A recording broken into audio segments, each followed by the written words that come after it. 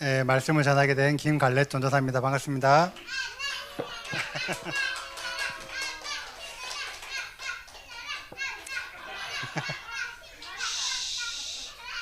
오늘은 이번 샤밧은 그 앞에 차장도 너무 은혜롭고 맞죠? 굳이 제가 강의하지 않아도 이미 성령이 충만한 시간인 것 같아요. 그래서 너무 감사한 마음으로 이 자리에 지금 나왔고 이번 주간은 5784년 6주차 톨도트가 적용되는 기간이죠. 톨도트가 이제 우리말로 하면은 계보, 족보라는 말인데 이 성경적인 계보, 족보를 이해하려고 하면 이 벤, 아들, 벤이라는 의미를 우리가 이해해야 돼요. 그래서 아브라함의 아들 이삭이 아브라함의 믿음을 이어받았고 또한 이삭의 아들 야곱이 이삭의 믿음을 이어받은 이런 어떤 아빠와 아들 간의 관계가 벤이 형성되는 것은 아빠의 믿음이 그대로 흘러내려간다는 뜻이죠. 그래서 성경에 많은 어떤 계보, 족보들이 나와 있는데 그 족보들이 그냥 단순하게 그냥 누구 아들이다라는 개념이 아니라 아버지의 혹은 조상의 믿음이 흘러내려왔다라는 개념으로 이해해야 됩니다. 그리고 이 족보로 이해하는 가운데 이 벤이라는 단어를 이해하는데 가장 더 필요한 그 단어가 에하드예요. 에하드. 이 벤이 성립되기 위해서는 아버지의 믿음이 아들에게 동일하게 흘러내려가서 하나됨, 에하드를 이루어야지만 진정한 벤이 되는 거죠. 그래서 이번 시간은 우리 하나님 아버지와 또한 아들 우리 예수아와 또 아버지와 아버지의 영이신 성령이 주님 안에서 하나의 에하드를 이루는 시간. 그래서 아버지의 믿음과 아들 예수아의 믿음과 성령의 믿음이 하나 되는 것들을 우리가 확인하는 시간이 될 줄 믿습니다. 이제 우리 같이 먼저 기도하고 시작하겠습니다. 하나님 아버지 감사합니다. 우리 하나님께서 주님께서 에하드를 이루신 것처럼 우리도 주님 안에서 말씀 안에서 에하드를 이루어 하나 되게 하여 주시옵소서. 우리에게 아버지 성령의 진리의 성령이 임하게 하셔서 우리가 하나님의 말씀을 믿고 따라 순종하며 그로 말미암아 아버지의 영광이 아들에게 전해진 것처럼 우리에게도 그 영광이 흘러 전해지게 하여 주시옵소서. 아버지 이 시간 주님의 복이 하늘 풍성한 복이 우리 레올람토라와 레올람토라를 시청하시는 많은 그 온라인 가정들에게도 동일하게 부어지게 하시며 아버지 또한 우리에게 갑절의 성령을 부어주셔서 우리 예수님께서 행하신 것처럼 우리에게도 아버지의 나타나심과 성령의 나타나심이 드러나게 하여 주시옵소서. 그런 복된 시간 될 줄 믿습니다. 감사하며 우리 주 예수 하마시아의 이름으로 기도하겠습니다. 아멘. 우리 지난주 우리 월삭 때 우리 한우카에 대한 얘기를 많이 했지 않습니까? 특히 지난 샤밧 때는 누가 참 메시아인가에 대한 얘기를 했죠. 이번 주는 어떤 그 말씀의 연장선에 있는 말이에요. 누가 참 성령인가? 우리가 어떤 성령이라는 단어를 우리가 많이 사용하고 또 익숙해 우리가 이제 이해하고 있지만 진짜 우리가 이해하고 있는 성령이 진짜 하나님께서 말씀하시는 그 성령이 맞는지를 다시 한번 더 확인해 봐서 우리가 진짜 따라가야 될 메시아가 누군지를 이번 한우카 때 아는 것처럼 우리가 진짜 따라가야 될 성령이 누군지를 아는 시간이 될 줄 믿습니다. 자, 그래서 이번 주제는 우리가 어떤 성령을 따라가야 하느냐, 어떤 성령을 따라가느냐에 대한 얘기입니다. 자, 우리가 어떤 성령을 따라가느냐? 성령은 우리 하나님의 영이죠. 근데 우리 하나님은 전지전능하신 하나님, 엘샤다이 하나님, 맞죠? 하나님의 능력이 있으시기 때문에 하나님의 영인 성령도 능력을 행합니다. 그렇죠? 그래서 어떤 능력을 행하죠? 성령의 능력, 아시는 것, 아시는 능력, 치유의 능력, 또 부활의 능력, 맞죠? 그래서 약한 자, 병든 자를 고치시고 죽은 자를 살리시고 눈먼 자를 다시 보게 하고 또 안전뱅이를 일으키시고 우리가 이제 흔히 아는 어떤 치유와 축사와 예언과 부활 이런 등의 어떤 능력이 나타난다는 거죠. 그리고 이것들이 성경 안에서도 명확하게 기록이 되어 있고 예수님께서도 이 성령의 능력 나타남에 대한 얘기를 하셨죠. 어떻게 하셨냐면 누가복음 4장에 보면 예수께서 안식일에 해당해서 말씀을 읽는데 이사야서 61장의 말씀을 낭독하셨어요. 주의 성령이 내게 임하셨으니 이는 가난한 자에게 복음을 전하게 하르고 내게 기름을 부으시고 나를 보내사 포로된 자에게는 자유에게 눈먼 자에게 다시 보게 함을 전파하며 눌린 자를 자유케 하고 주의 은혜를 전파하게 하려 하심이라. 성령이 임하면 포로된 자가 자유케 되고 눈먼 자가 다시 보게 되고 눌린 자가 자유케 되는 그런 일들이 있을 것이다. 그래서 성령이 임한 우리에게 성령의 나타나심, 어떤 능력 행함이 있을 것이다 라고 기록이 되어 있다는 거죠. 예수께서만 말씀하신 것이 아니라 그 이전에 우리가 흔히 생각하는 구약 성경에도 이미 기록이 되어 있다는 거죠. 그래서 성령을 받은 사람은 성령의 나타나신 능력 행함이 나타난다. 그런데 능력을 행하고 능력이 나타난다고 해서 이 모든 것들을 다 성령이라고 우리가 이해할 수 있을까를 한번 생각해 보자는 거예요. 마지막 때에 분명히 능력이 나타난다고 성경에 기록이 되어 있죠. 그래서 그리스도의 능력이 나타나죠. 우리 그리스도께서 재림 예수께서 심판자의 권세로 오시고 또한 구원자로서 권세를 행하시는 이 분명히 그리스도의 능력이 나타나는 것은 우리가 이미 너무 잘 알고 있지 않습니까? 그래서 너무 잘 알기 때문에 오늘은 이 얘기는 간단히 넘어가고 저 그리스도의 능력을 보자는 거죠. 과연 저 그리스도가 능력을 행하냐? 아까 우리 읽었던 우리 요한계시록 13장을 보면 바다에서 한 짐승이 나오는데 이 짐승이 저 그리스도죠. 근데 저 그리스도가 나오니까 어떻게 되냐면 용이 자기의 능력과 보좌와 권세를 저 그리스도에게 주더라라고 기록이 되어 있는 거예요. 이 말은 용도 능력과 보좌와 권세를 가지고 있다. 맞죠? 기록이 되어 있죠. 그리고 그 능력을 저 그리스도에게 주더라. 그래서 저 그리스도가 용의 능력을 받으니까 어떤 일이 일어나면 머리가 상하여 죽게 된 것 같으니 그 죽게 된 상처가 낫는다라고 기록이 되어 있죠. 그러니까 저 그리스도는 어떤 치유적인 어떤 뭔가의 나타남, 능력이 나타나더라. 우리가 알 수 있는 거죠. 또 밑에 보면 또 다른 짐승이 올라온다는 거죠. 또 다른 짐승이 올라오는데 이 짐승은 어린 양같이 두 뿔이 있고 용처럼 말을 하더라. 이 또 다른 짐승은 우리가 흔히 아는 거짓 선지자인 거죠. 근데 거짓 선지자인데 어떤 모습이냐면 어린 양처럼 두 뿔이 있다라는 거예요. 눈에 보이기로는 어린 양처럼 믿음이 있는 자처럼 보이고 어떤 신실하게 하나님을 섬기는 자처럼 보이고 또 두 뿔이 있기 때문에 그런 어떤 능력, 권세를 가지고 있다.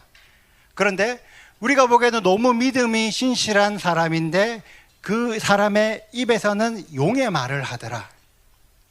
눈에 보이는 것은 너무 신실한데 말씀이 아닌 다른 거짓을 선포하기 때문에 이 자들을 거짓 선지자라고 하는 거죠. 근데 이 거짓 선지자들이 어떤 능력을 행하냐면 적그리스도의 권능을 받아서 큰 이적을 행하는데 불이 하늘에서부터 땅에 내려오게 한다는 거예요. 우리가 말하는 엘리야가 보였던 그런 능력, 어떤 심판하는 것처럼 보이는 그런 능력을 거짓 선지자들이 행하더라. 또 짐승의 우상에게 생기를 주어, 이게 사람마다 해석이 다르겠지만 저는 에스겔 37장을 보거든요. 마른 뼈에 하나님께서 이 에스겔에게 말씀하여 대언을 하니까 마른 뼈에 뼈가 연결되고 힘줄이 덮고 살이 오르고 가죽이 덮이는데 그때 아직까지는 죽은 상태인데 사방에서 생기가 불어오니까 어때요?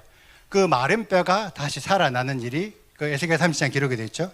그래서 거짓 선지자인데 그런 어떤 뭔가의 능력을 보여준다는 거예요. 그래서 많은 사람들은 그 능력이 어떤 부활의 능력이나 혹은 어떤 창조의 능력처럼 생각한다는 거죠. 뭐 실제 부활과 실제 창조는 아니지만 많은 사람들은 그 능력을 부활이나 창조처럼 생각해서 결과적으로 어떻게 보면 미혹된다는 거예요. 거짓 선지자들의 능력을 막 행하는데 이 능력 때문에 땅에 거하는 많은 사람들이 미혹되더라. 그리고 이 선지자들, 적그리스도와 거짓 선지자들은 이들을 미혹하기 위해서 이런 능력을 행합니다. 분명히 적그리스도가 능력을 행한다 기록이 되어 있는데 이거는 뭐 마지막 때니까 우리가 말 세상 끝에 있으니까 적그리스도가 능력을 행할 수 있지 않을까? 적그리스도니까 특별하게 뭘 할 수 있지 않을까라고 우리가 생각할 수 있는 거죠.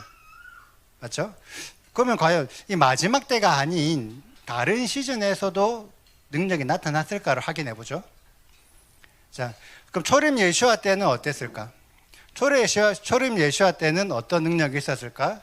분명히 우리 예수와 마시아 예수와 또 예수와의 제자들은 하나님의 능력을 행했죠. 그러니까 이 하나님의 능력을 행한 건 우리가 너무 잘 알고 있기 때문에 지금은 굳이 잠깐 덮어두고, 이때 이 시대에 마술사들도 능력을 행했다는 거예요. 많은 사람들이 이 마술사에 대한 능력을 성경을 보면서도 잘 이해하지 못하는 부분이 있어요. 근데 성경은 명확하게 일단 마술사의 능력에 대해서 기록을 해놓고 있습니다. 사도행전 8장에 보면 이 사마리아라는 성에 시몬이라는 사람이 있는 거예요. 근데 이 시몬이 어떤 사람이냐면 마술을 행하는 마술사인 거예요. 그래서 마술사라서 사마리아 백성들은 놀라게 하더라. 그래서 사마리아 사람들이 이 시몬 보고, 아, 당신은 위대한 사람이다, 큰 사람이다 라고 하면서 그 지역의 어떤 높은 지위에 있는 자가 되었어요, 시몬. 근데 이 시몬이 이 행하는 이 마술에 대해서 사마리아 지역에 있던 사람들은 그 마술을 하나님의 능력처럼 생각했다는 거예요. 분명히 성경은 마술이라고 기록을 해놓고 있지만 당시에 그 시대 사람들은 그 마술을 크신 하나님의 능력이다. 그리고 이 시몬만 그런 능력을 행하냐? 사도행전 13장에 보면 바울이 구브로 섬에 갑니다. 지금 키프로스 섬으로 가면 키프로스 섬의 제일 끄트머리에 보면은 바보라는 지역이 있는데, 이 바보에 바예수라는 사람이 있었어요. 이 바예수라는 사람은 그 키프로스 그 바보 섬의 총독인 서기오 바울 옆에 딱 달라붙어 가지고 참모나 어떤 조언자 역할을 하는 사람인 거예요. 그런데 이 사람도 어떻게 성경에 뭐라 기록하냐면 유대인 거짓 선지자인 마술사라고, 일루마라고 기록이 되어 있어요. 이 바예수라는 사람이 마술을 하는 사람인데 총독 옆에서 어떤 역할을 하냐면은 어떤 하나님의 예언인 것처럼 어떤 지혜를 흘려보내서 이 서기오 바울의 모든 결정하는 영역에 대해서 어떤 결정에 큰 영향을 끼치는 사람이었다는 거죠. 근데 이 능력도 그 당시 사람들은 선지자처럼 생각했다는 거예요. 그래서 바예수가 마술사가 아니라 거짓 선지자라고 기록이 되는 거죠. 그 당시에 바보에 있는 사람들은 이 바예수를 하나님의 능력을 행하는 사람처럼 보였다. 하지만 실제로 이 바예수가 했던 행동은 바울이 서교 바울에게 복음을 전하는 것을 믿지 못하게 막는다는 거죠. 보이는 것은 선지자인데 실제 하는 역할은 하나님의 말씀을 믿지 못하게 막고 있는 자. 근데 이 자는 마술사. 그래서 바울이 이 바예수한테 뭐라고 했냐면, 그는 거짓과 악행이 가득한 자요 마귀의 자식이요 모든 의의 원수다. 바울은 이거를 정확하게 구별했다는 거죠. 그리고 또 사도행전 19장에 보면 뭐라고 나오냐면, 이거는 이제 에베소인데 바울이 에베소에서 한 3년간 하나님의 말씀을 전하면서 가르쳤어요. 그러니까 그 에베소 지역에 있던 그 많은 유대인들과 이방인들이 하나님의 말씀을 믿었어요. 그러니까 어떻게 했냐? 그 당시에 그 에베소 지역에 많은 마술을 행하던 사람들이 이제는 마술이 아니라 내가 진짜 하나님을 따라야 되겠구나, 하나님을 섬겨야 되겠구나라고 하면서 마술을 포기하는 일들이 일어나는 거예요. 그래서 이 마술을 행하던 자들이 마술을 포기하면서 자기가 지금까지 소유하고 있던 모든 이 마술에 관련된 책들을 불에 태웠죠. 그런데 불에 태워서 책을 막 모았는데 그 책값을 다 계산하니까 얼마냐면 5만이나 되더라. 이 5만이라는 숫자가 얼마 정도냐면 5만 드라크라거든요. 드라크라. 1드라크라가 성인 한 사람이 하루에 벌 수 있는 돈 정도의 금액이에요. 품삯. 지금 돈으로 그냥 우리가 대충 환산을 하면 우리가 하루에 한 10만 원 정도 번다고 우리가 계산을 한다고 치면 이 5만 드라크라는 지금 돈으로 한 50억 정도 돼요. 그러니까 이 마술을 행하던 사람들이 이제 마술을 안 할 거라면서 마술책을 불태웠는데 그 책값이 50억이라. 그럼 그만큼 책이 많다는 거죠. 또 그만큼 마술을 행하던 사람 또한 많다는 거예요. 이 에베소 지역에.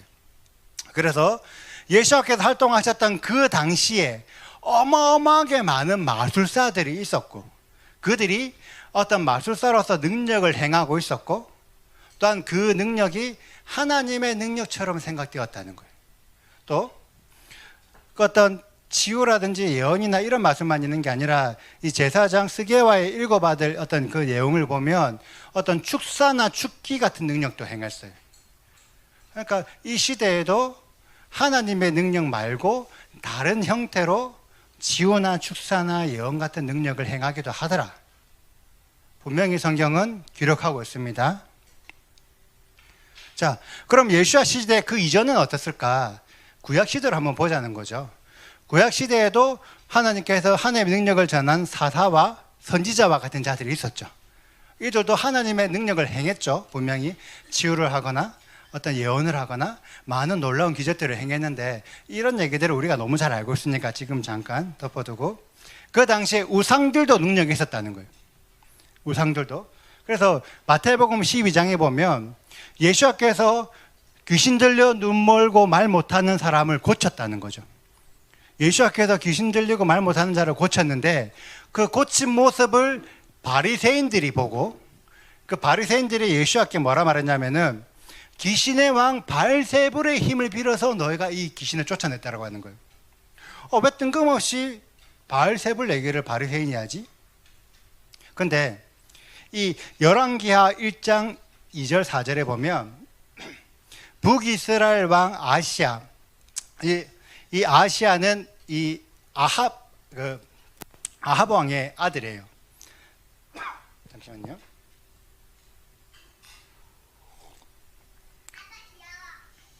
이스라엘을 바알을 섬기도록 만들었던, 하나님을 믿지 않았던 아합 왕의 아들 아하시아가 다락 난간에 떨어져서 다쳤다는 거예요. 부상을 입었어요.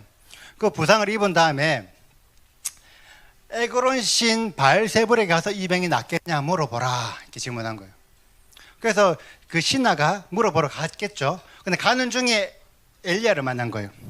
엘리야가 뭐라냐면, 야, 이스라엘에 하나님이 없어서 네가 바알세불에게 네가 이걸 물어보러 가냐? 너는 그 병상에서 일어나지 못하고 죽을 것이다. 근데 이 바알세불과 동일한 신이에요. 그 말은 엘리야 시대 때부터 바알세불이 치유하는 역할을 하고 있었다는 거예요. 치유의 신이었다는 거예요. 그 당시에 엘리야 때부터 예수야까지 몇백 년의 시간 동안 이스라엘 안에 바알세불은 치료하는 신이다라는 인식이 있었어요. 그런데 이 바알세불은 블레셋의 우상입니다. 이스라엘 안에, 그 시대 이스라엘 안에 많은 우상들이 능력을 행하고 있었다. 우리나라도 그렇죠. 우리나라도 어디 뭐 갓바위라든지 무슨 어디 가면 임신 못한 사람이 바위를 만지면 뭐 임신을 한다든지 뭐 치유가 된다든지 기적 뭐 그런 것들이 많지 않습니까? 그건 뭐 명당이라는 그런 장소들이 많아서 많은 사람들이 몰려가잖아요. 예를 들어서 임신 못한 사람이 어떤 돌을 만지면 모두가 다 임신됩니까? 안 돼요. 모두가 임신 안 돼. 진짜 그냥 간혹 가다가 얻어 걸려가지고 하면 임신될 수 있어. 근데 그 사람들은 이걸 만져서 임신됐다고 생각하잖아요. 그래서 지금도 많은 사람들이 몰려가잖아요. 이때 우상도 모든 능력을, 모든 치유를 다 해주고 모든 예언을 다 주고 그러진 않았어요. 진짜 그냥 우연히 얻어 걸려서 한번 일어나는데 그거를 그 사람들은 붙들었다는 거예요. 그 신들을 몇백 년 동안 섬겼다는 거예요. 우상들을. 또한 성경에 그 발람이 나오죠. 발람이 이스라엘 사람들을 추려고 한 이후로 가나안 땅에 들어갔을 때, 그 가나안 땅에 들어가기 전에 모압 왕 발락이 이 이스라엘 사람들을 막기 위해서 그 당시에 가장 좀 뛰어난 영능력자, 능력 있는 사람을 부르는 게 발람이었죠. 이 발람이 부돌 사람 발람이라고 나와요. 근데 이 부돌이라는 지역이 메소포타미아 유프라테스 강 요 근방에 있어요. 그러니까 이 발람은 어떤 사람이냐면 그 메소포타미아 그 지역의 가장 뛰어난 영능력자였어요. 주술사. 그래서 가장 신의 음성을 잘 듣는 사람. 그래서 실제로 발람이 이스라엘을 저주하려고 왔는데 저주는 못하고 축복을 했죠. 근데 그 축복이 기가 막히게 다 맞아요. 그만큼 뛰어난 사람인 거죠. 근데 이 발람도 굳이 표현하자면 하나님의 능력이 아닌 다른 능력이 많이 풀어진 사람이라는 거죠. 그래서 실제적으로 이스라엘한테 발람이 죽었죠. 나중에 민수기에 가면 사울 왕이 이제 사무엘서에 보면 사울 왕이 블레셋이 쳐들어왔을 때 이 블레셋과 싸워야 되는지 말아야 되는지에 대해서 하나님의 선지자한테 막 계속 물었어요. 그런데 아무도 그 하나님의 음성을 들려 듣지 못하는 거예요. 그러니까 이 사울 왕이 답답해 갖고 엔돌에 있는 신접한 자를 찾아가죠. 그런데 이 신접한 자가 어떠냐면 이미 죽어서 없는 사무엘의 영을 들어 올립니다. 그래서 그 영을 자기에게 빙의시켜서 사무엘의 영으로 예언을 해요. 이 엔돌의 신접한 여인도 그 당시에 뛰어난 강령술을 하고 뛰어난 영매사이면서 예언을 하는 자인 거예요. 그러니까 이런 것처럼 분명히 구약 시대에도 어떠한 능력 행함들이 있었다. 구약에도 있었고 예수와 시대에 있었고 마지막 적그리스도의 시대도 있었고 이스라엘의 어떤 모든 성경에 기록되는 모든 시대 가운데 하나님의 능력과 하나님의 아닌 다른 능력을 행하는 자들이 있었다. 맞죠? 성경은 분명히 기록을 돼 있다는 거죠. 그러면 과연 지금 이 시대에 다른 능력을 행하는 자가 있을까요? 없을까요? 있겠죠. 당연히 있죠. 왜? 성경은 그렇게 기록이 되어 있으니까. 그러면 하나님의 능력과 다른 능력은 과연 비교를 해보자는 거예요. 과연 어떤가? 하나님과 우리 예수와 메시아와 제자들이 만든 공동체는 교회라고 하겠죠. 또한 사사나 선지자들은 하나님의 능력을 행했죠. 근데 사단이나 적그리스도나 마술사나 우상들은 하나님이 아닌 다른 능력에 뭔가 능력을 행했다는 거죠. 근데 이 두 능력이 아예 완전히 다르면 구별하겠는데 공통점이 있는 거예요.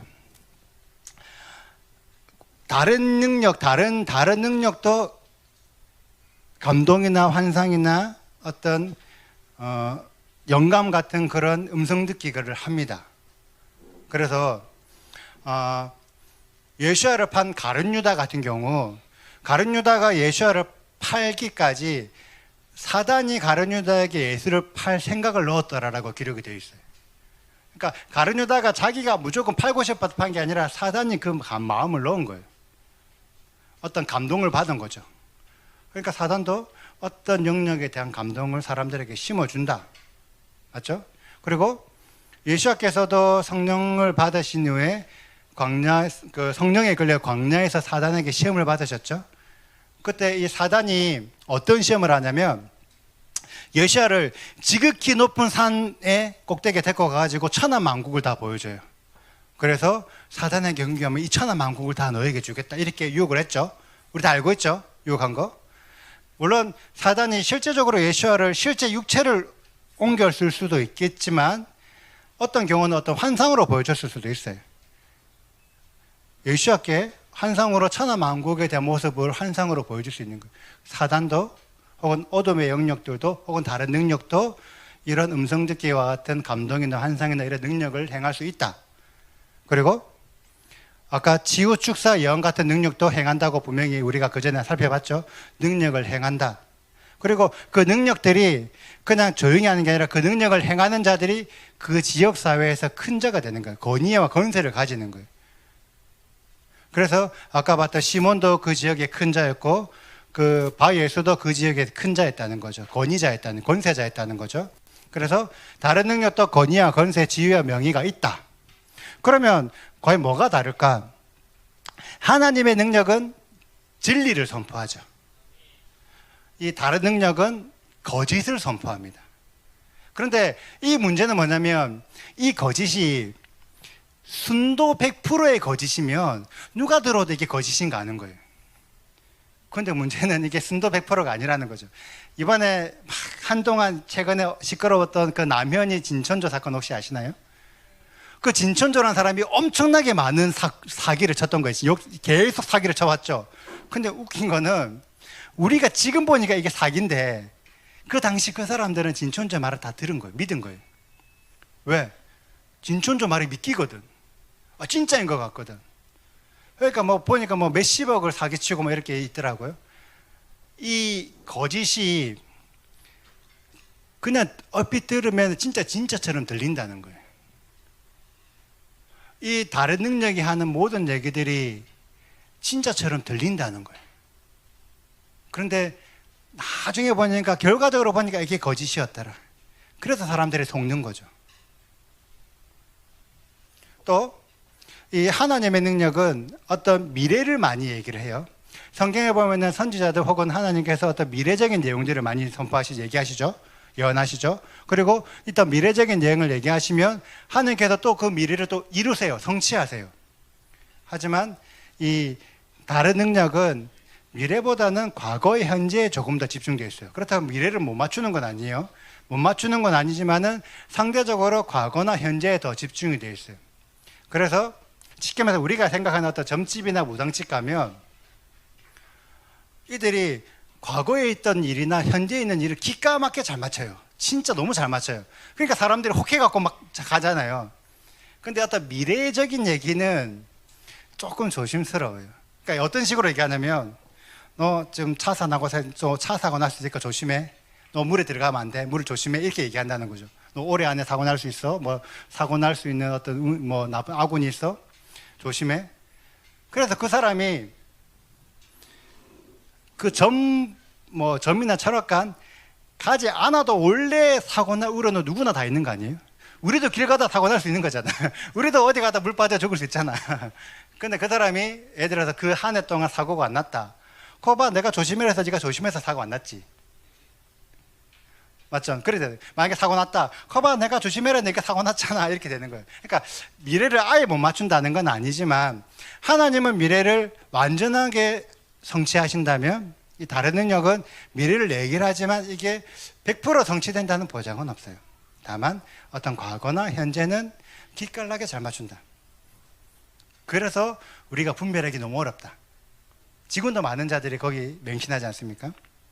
또 하나님의 능력은 생명과 회복을 줍니다. 근데 지금 당장에는 이게 생명이나 회복이 아닌 것처럼 보일 수도 있어요. 막 어떤 힘든 길을 걸어가야 될 수도 있어요. 그런데 결과적으로 봤을 때 하나님의 능력은 우리에게 생명을 주고 회복을 줍니다. 하지만 이 다른 능력은 지금 당장 눈에는 뭔가 치유가 일어나는 것처럼 보이고 뭔가 회복이 되는 것처럼 보여요. 근데 이들은 결과적으로 봤을 때는 죽음이나 멸망으로 이끌어가요. 그래서 성경에서 뭐라 나오냐면 이들은 살인하는 자요, 거짓말쟁이, 압이다. 이들은 그 도둑질하고 빼앗고 멸망시키러 오는 것이다. 이런 식으로 기록이 되어 있다는 거죠. 그래서 하나님의 능력은 우리를 생명에 이르게 한다. 하지만 어둠은 우리를 멸망에 이르게 한다. 근데 지금 당장 모습만 보고 분별하기 없기 때문에 어렵죠. 또 하나님의 능력은 우리를 성령의 통로로 사용하십니다. 하지만 다른 능력은 우리를 어떤 능력을 부여해줘요. 이거에 대한 내용은 제가 그 다음 페이지에 자세히 설명할 거기 때문에 지금 좀 넘어가고요. 이런 식으로 눈에 보이는 현상이나 어떤 사람의 말은 하나님의 능력이나 다른 능력이나 공통점들이 많아서 분별하기 너무 어려워요. 그래서 마태복음 7장에 뭐라고 기록이 되어 있냐면 좋은 나무마다 아름다운 열매를 맺고 나쁜 나무가 나쁜 열매를 맺으니 이러니 그들의 열매로 그들을 알리라. 어떤 능력이 나타나면 눈에 보이는 능력을 가지고 이것을 분별하는 것이 아니라 그 능력의 열매로 분별해야 됩니다. 이 능력이 어떤 하나님의 능력인지 다른 능력인지를 우리는 열매로 분별할 필요가 있어요. 저 같은 경우도 토라에 들어오기 전 몇 년 정도 전까지 어느 교회에서 어떤 지호나 축사하는 그런 사역에 동참을 몇 년간 했었습니다. 이제 그러다 그때 그 시기에 어떤 많은 어떤 영적인 일들을 저는 이제 많은 경험을 한 거죠. 근데 많은 경험을 하면서 실제적으로 치유나 축사에 대한 기도를 하면 아주 많은 사람들이 나았어요. 그래서 저는 절대 그 치유 축사를 부정하지 않아요. 분명히 낫습니다. 그런데 제가 그런 사역을 몇 년간 이제 동참하다 보니까 어떤 의문이 있냐면 분명히 내가 혹은 누군가가 어떤 나쁜 사람을 기도해주면 어때요? 하면 너무 좋아요. 회복됐어요. 막 하면 너무 좋아하는 거예요. 회복됐다고. 그런데 신기한 게 다음 주 되면 또 기도 받으러 와요. 왜 이러지? 분명히 내가 기도해서 회복되었다고 하고 나았다고 하고 좋아졌다고 하는데 왜 이 사람이 또 기도받지? 근데 이게 한 번, 두 번 받는 게 아니라 몇 달 동안 받으러 와요. 어떤 심한 사람은 몇 년 동안 받으러 와요. 아니, 분명히 회복되는 사람도 많이 보거든요. 진짜 뭐 암이 났거나 뭐 기가 안 되면 뭐 그런 것도 많이 봐요. 근데 회복되는 사람도 있지만 왜 회복 안 되는 사람들도 있지? 저는 계속 어떤 제 마음에 의문들이 계속 드는 거예요. 그러면서 어떤 치유나 어떤 축사나 이런 기도는 문을 여는 작업이구나. 지금 저는 이해하는 거죠. 문을 여는 작업이구나. 그래서 누군가가 문을 열어주면 그 문 안으로 들어오고 말고는 당사자의 몫인 거죠. 축사로 치유로 문을 열어주면 그 문을 통해서 들어와야지만 진정한 회복이 됩니다. 만약에 안 들어오고 문만 열었다 닫았다 문만 열었다 닫았다 닫았다 하면 죄송하지만 그 회복은 일시적인 회복밖에 안 돼요. 그런 것들을 저는 너무 많은 것들을 봤어요. 진짜 하나님의 능력은 분명히 인정해요. 그런데 그 하나님의 능력에 맞춰서 사람들의 이해됨이 너무 좋은 것 같아요. 또 어떤 것들이 있냐면 저도 이제 아까 우리 작곡가님 찬양 너무 좋았죠. 우리 예배 너무 행복하게 했죠. 진짜 그 예배 가운데 진짜 그 은혜와 그 기름 부으심과 너무 놀라워요. 저도 뭐 레올람과 혹은 그 전에는 교회나 이제 제 아내 사모가 깃발 예배를 하고 저도 쇼파를 불다 보니까 예배하는 집회에 많이 좀 다녔었거든요. 진짜 가면 은혜 많이 받아요. 막 눈물이 나고 막 진짜 은혜 많이 받아요. 그러면 상식적으로 생각해요. 상식적으로 그 은혜 받는 기름 부음을 그 예배하는 그 장소에 그 예배를 인도하는 예배자들은 엄청 성령 충만해야 되잖아요. 맞죠? 그 기름 부음 넘치는 예배를 인도하는 그 예배의 예배자들이니까 얼마나 영적인 레벨이 높겠어요. 그런데 한 번씩 보면 뭐 새롭게 하소서라든지 어떤 영상들에 보면 그 예배자들이 나와서 인터뷰하거나 이런 내용들이 한 번씩 보여요. 유명한 사람들 많이 나와서 얘기를 하는데, 근데 그들 얘기를 다 들어보면 그들 안에 상처가 있고 어려움이 있고 힘듦이 있고 너무 힘들어서 막 하나님을 부인하면서 막 사역을 내려놓을 때도 있고 물론 다시 회복될 때도 있고 막 이런 얘기들을 한다는 거죠. 그 은혜로운 예배를 인도하시는 예배자들에게 왜 상처가 있지? 저도 교회에서 그 몇 년간 사역하는 가운데 진짜 미안한 얘기긴 하지만 예배자들은 치유 축사를 잘 안 받으려고 해요. 왜냐면 예배하는데 내가 나 예배하는데 나 좋은데 내가 예배하는데 내가 왜 치유 축사를 받아야 돼? 왜 기도를 받아야 돼? 근데 진짜 그분들을 우리가 이제 어떤 그런 사역적으로 분별하면 그들 안에 너무나 많은 상처들이 있어요. 왜 회복이 안 되지? 우리가 진짜 생각을 해보자는 거죠. 진짜 예배가 모든 자들을 회복시키냐? 회복시키죠. 과연 진짜 그런가? 한 번 정도는 우리가 생각을 해보자는 거죠. 또한 그 예배에 참석하는 우리 성도들, 저도 그랬어요. 막 예배하면 너무 감동받아, 너무 은혜로워요. 그래서 막 눈에 평상시 그렇게 잘 안 우는데 막 눈물이 나요. 저도 모르게 막 눈물 닦고 해요. 그리고 어떤 사람들은 저 와이프 같은 경우도 사모 같은 경우도 막 몸이 움직여요. 성령춤이 오고 임하고 또 어떤 사람들은 막 몸이 떨어. 너무 어떤 성령의 은혜에 취해서 맞죠? 그런 사람들만 있죠, 많죠.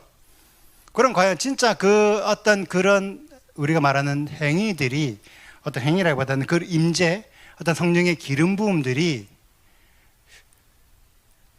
진짜 우리를 회복시키나? 를 한번 생각해 보자는 거예요. 제가 이제 어떤 영적인 활동들을 많이 하면서 특별히 어떤 몸에 진동이 오시는 분들을 많이 봤어요. 저도 예전에 진동이 와서 움직일 정도 있었고 많이 봤는데, 솔직히 저는 알아요. 뭘 아냐면 몸의 진동이 진짜 너무 미안한 얘기지만 임재가 아닐 수도 있다. 물론 100% 아니다라고 얘기하진 않을게요. 근데 거의 상당수가 임재가 아닐 수도 있다. 죄송한 얘기지만. 왜냐? 그러면 우리가 몸이 왜 떨리냐? 몸이 왜 진동이 오고 왜 뭔가 움직이냐? 제가 이제 여러 어떤 경우들을 보면서 영적인 힘이 약하거나 통로가 약해서 떨리는 거예요. 예를 들면 우리 집 앞에 어떤 개울가, 또랑, 시냇가가 있는 거죠. 시냇가는 물이 많지 않죠. 근데 물이 흐르면 저 흘러요. 그런데 만약에 비가 오면 어떻게 돼요? 팍 흘러요. 근데 호수는, 물이 많은 호수는 어때요? 잠잠해요. 비가 와도 잠잠해요. 진짜 깊은 성령의 임재, 진짜 깊은 기름 부음은 오히려 잠잠합니다. 막 요동치지 않아요. 다니엘 10장에 보면 다니엘이 뇌셔를 어떤 환상 가운데 직접 만나는 장면이 기록이 되어 있습니다. 그때 다니엘이 어떻게 했냐면 힘이 빠지고 죽은 것처럼 느껴졌다는 거예요. 꼼짝도 못 해가지고 숨도 못 쉬고 경기도 못 해요. 그때 요시아께서 손을 간짝 대니까 그때부터 숨이 튀어지면서 그때 이제 겨우 조금 이제 살만한 좀. 진짜 하나님의 임재는 두렵고 떨리기 때문에 진짜 깊은 임재는 우리가 숨도 못 쉬어요. 몸에 진동 오거나 하시는 분들 그 단계에다 조금만 더 영적으로 활성화 시켜보고 조금 더 뚫어내세요. 그럼 안 떨려요. 혹은 떨리지만 내가 컨트롤 할 수가 있어요. 왜? 성령은 진짜 성령의 능력은 인격적이시기 때문에 하나님 내가 안 하고 싶어요 하면 바로 멈춰요. 저희 아내 춤추다가 하나님 이제 좀 그만할게요. 딱 끊어져요. 인격적이시기 때문에. 근데 내가 뭔가 스톱을 하기 힘들고 멈추고 컨트롤이 안 된다? 그럼 한 번 정도 생각을 해보자는 거죠. 제가 많이 본 경험상 하나님의 임재, 물론 100% 아니다라고 얘기는 그러진 않을 거예요. 100%는 아닌 건 아니지만 상당수의 경우가 자신이 당기는 경우들이 많아요. 내가 하고 싶어서 하는 거예요. 내가 멈추거나 내가 조절할 수 있음에도 불구하고 조절하지 않고 내버려 두는 거, 방치하는 거예요. 근데 방치할 수 있죠. 그럴 수 있어요. 그게 무조건 나쁘다는 건 아니에요. 근데 그런 현상을 가지고 자기는 성령 충만하다라고 오해한다는 거죠. 그게 아닌 거죠. 성령이 없다는 게 아니라 그런 행위를 하는 사람은 성령 충만이고 그런 행위를 안 하는 사람들이 성령 충만하지 않다라고 생각하는 그 생각이 오해라는 얘기를 하고 싶어요.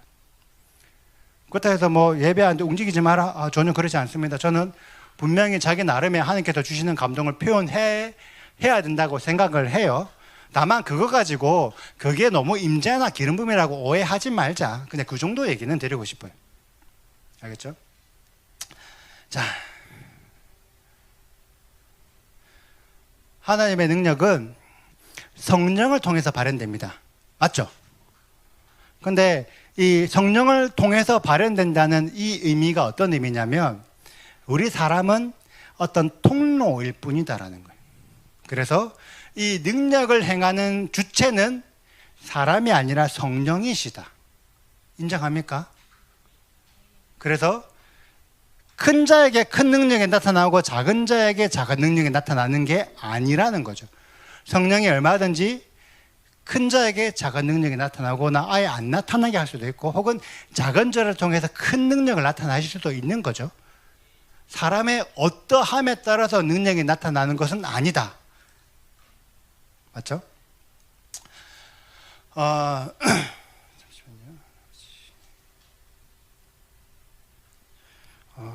할 얘기들을 막 했는데 이게 뭐 빠진 게 있는 것 같은데 잠시만요.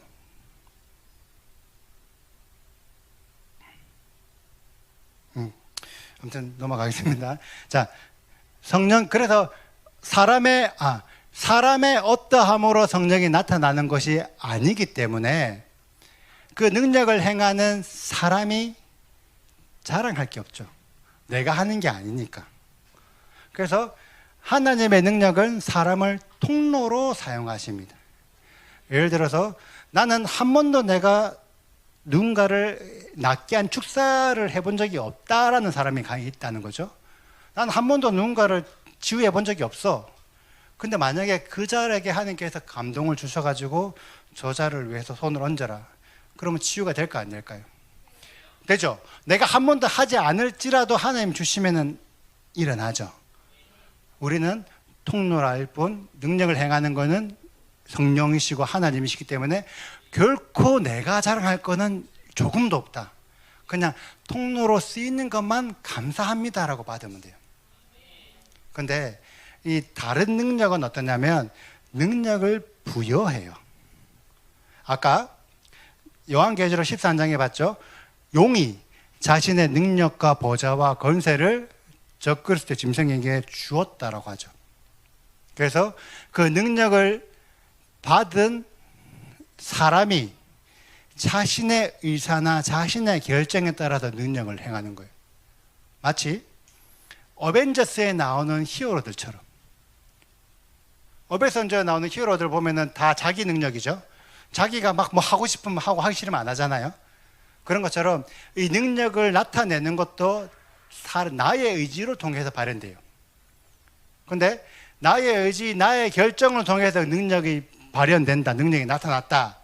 그럼 그 책임은 누가 져요? 내가 지는 거예요. 왜? 내 의지로 내 결정으로 능력을 행했으니까. 그러니까 사람들이 어떻게 하냐면 어떠한 능력, 예를 들어서 누군가를 기도했는데 누군가 나았다. 그럼 사람은 어떻게 생각하냐면 내가 낫겠다 이렇게 하는 거예요. 뭐 예언을 했는데 예언이 맞았다. 내 예언 맞았어. 오케이, 나 이제 예언자야. 나 치료자야. 왜? 내가 했기 때문에.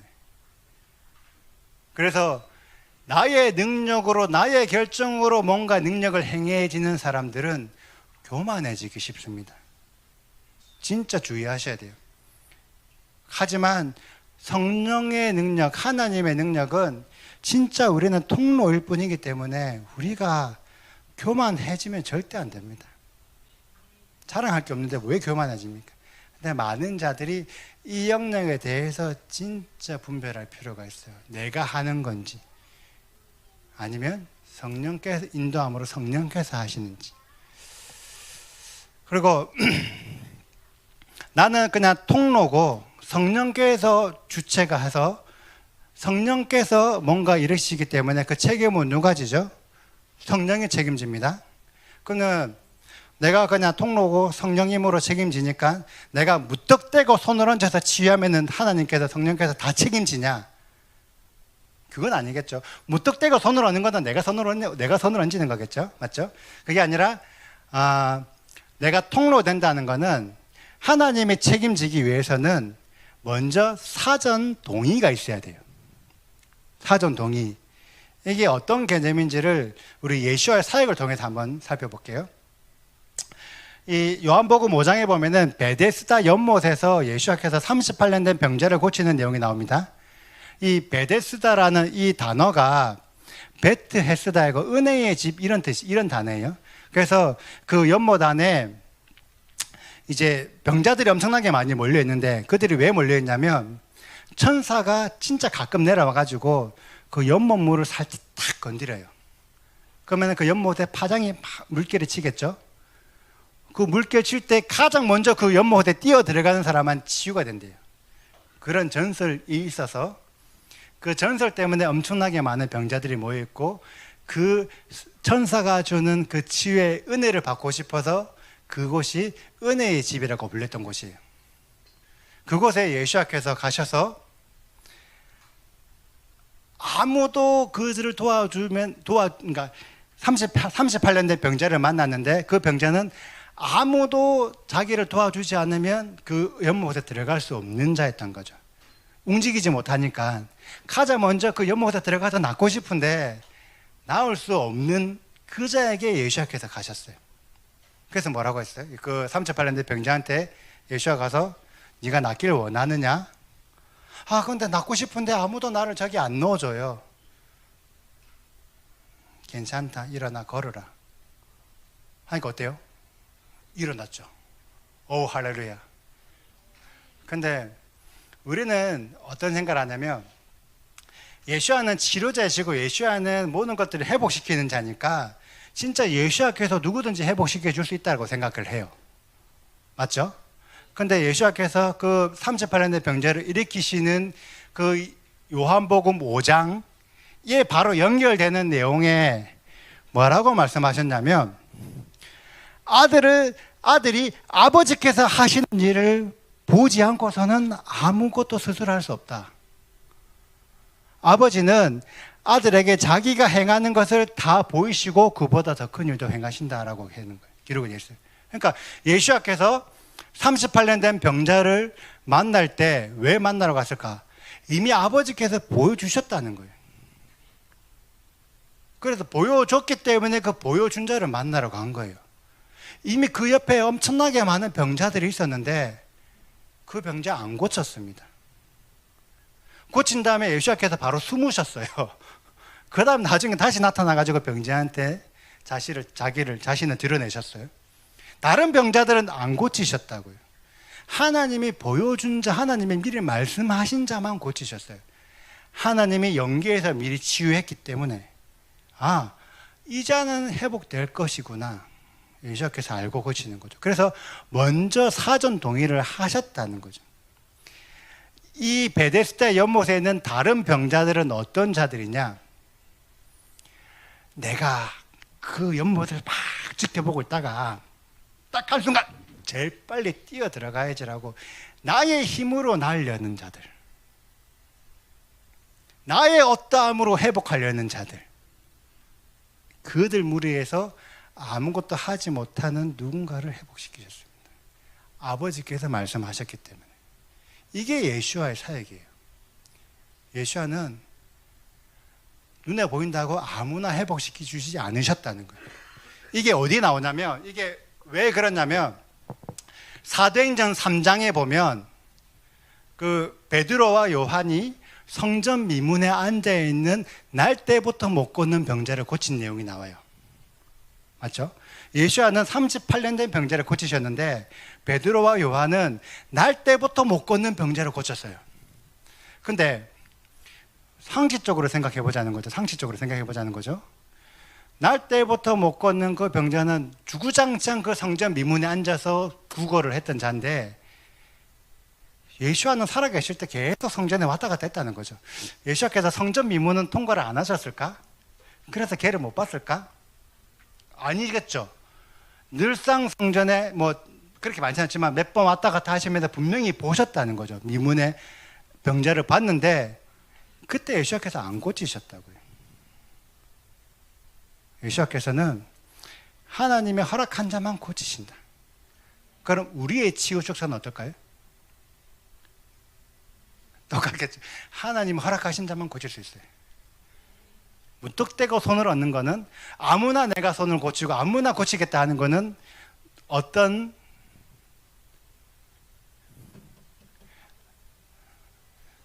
여기 이해됨이라는 거죠. 이게 무조건 이게 아니라 이해됨. 이들이 하는 행위. 하지만 하나님의 우리가 성령의 통로가 되는 자들은 하나님께 먼저 사전 동의가 필요합니다. 그럼 사전 동의가 뭐냐? 사전 동의는 성령과의 소통입니다. 자, 성령은 보혜사시죠. 그리고 성령은 우리를 가르치시는 스승이십니다. 맞죠? 그래서 말씀에 요한복음에 뭐라냐면 보혜사, 그 아버지께서 내 이름으로 보내실 성령 이꼬르 보혜사. 근데 그 보혜사가 무슨 일을 하냐면 그가 너희에게 모든 것을 가르치고 내가 너에게 한 말을 기억하게 하리라.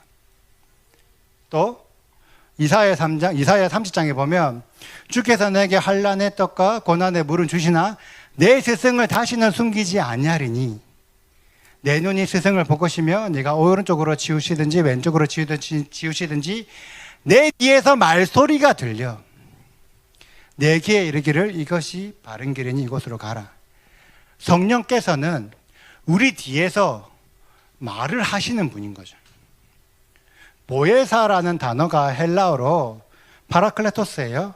이 파라클레토스가 이 원어로 보면 파라클레오인데 이 단어 의미가 곁에서 부르다, 요청하다, 훈계하다, 위로하다라는 뜻이에요. 무슨 말이냐? 보혜사라는 그 단어, 그 개념 자체가 뒤에서 계속 부르는 자라는 거예요. 계속 요청하고, 계속 훈계하고, 계속 가르치는 자라는 거예요. 성령은 우리에게 끊임없이 말씀하십니다. 왜 말씀하실까요? 성령께서 우리에게 왜 말씀하실까요? 예를 들어서 아내가 남편에게 얘기를 했어요. 왜 얘기해요? 사랑하니까, 맞죠? 사랑하니까. 또 대화를 하고 싶으니까. 성령께서 우리에게 말씀하시는 이유는 우리와 대화하고 싶어서, 소통하고 싶어서. 끊임없이 우리에게 소통을 요구하십니다. 그럼 우리도 소통을 해야 되겠죠. 근데 많은 자들이 성령의 음성을 듣고 싶어 하죠. 성령과 소통하고 싶어 하죠. 맞죠? 근데 많은 사람들이 성령과의 소통을 어떻게 하냐면 자꾸 어떤 답을 구하는 형태로 소통을 해요. 많은 자들이. 하나님, 성령님, 내가 이거 할까요? 저거 할까요?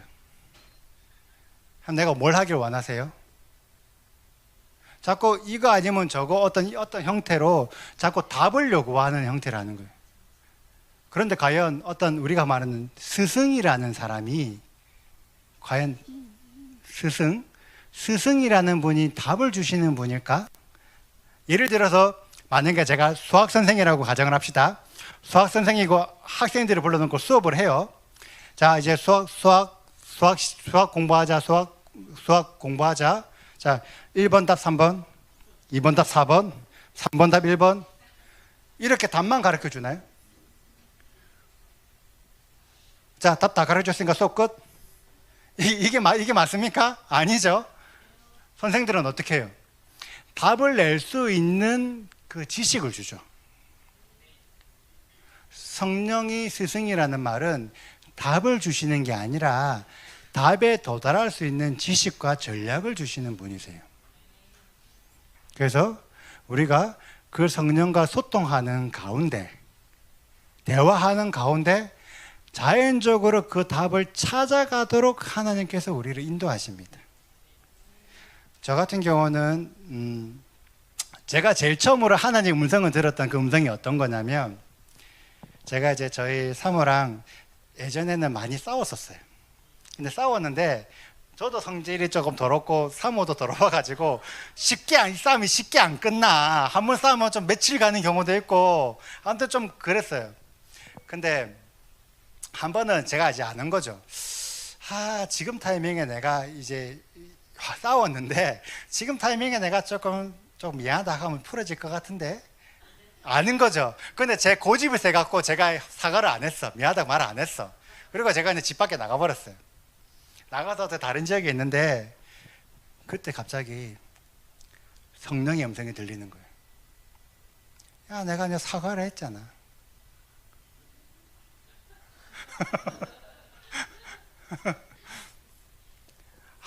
그렇죠. 사과를 했는데 내가 내 고집 때문에 사과를 안 했죠. 내가 안 했는데 내가 왜 안 했을까 하면서 제 나름의 어떤 조금 하나님과 대화, 그 당시 처음이었어요. 성령과 대화하는 시간이 있었어요.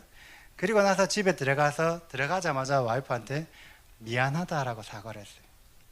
원래 정상적이면 며칠 동안 토라지고 삐져있고 이게 정상인데, 사과하니까 모든 다툼이 눈 녹듯이 녹아내리는 거예요.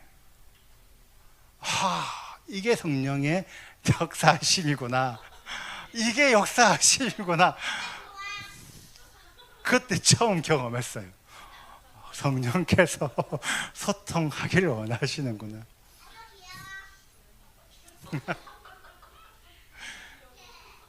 사과해라고 명령하지 않으셨다는 거죠. 저한테 사과할 수 있는 마음이 생기도록 어떤 대화 가운데 인도함을 받았다는 거죠. 성령께서는 우리에게 답을 주지 않고 답에 이를 수 있는 그 방법대로 인도하시는 분이. 근데 우리가 성령의 인도함을 받아서 뭐가 답인지 알아. 근데 알면서도 그 답을 안 찍어. 우리가 그러지 않나요? 뭐가 맞는지 알아. 이미 다 알아. 왜? 이미 들었거든. 내가 음성을 못 듣잖아요. 그러면 성령께서 어떻게 하시는지 알아요? 다른 자를 보내셔서 말씀을 들려주세요. 그래서 뭐가 좋은 길이고 어떻게 하는 것들이 더 유익한지 알아. 그래서 답은 내 마음대로 찍어요.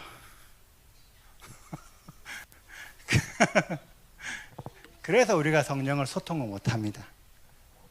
진짜 성령께서 우리의 소통을 원하시는데 나의 어떠함이 성령의 소통을 막고 있는 거예요.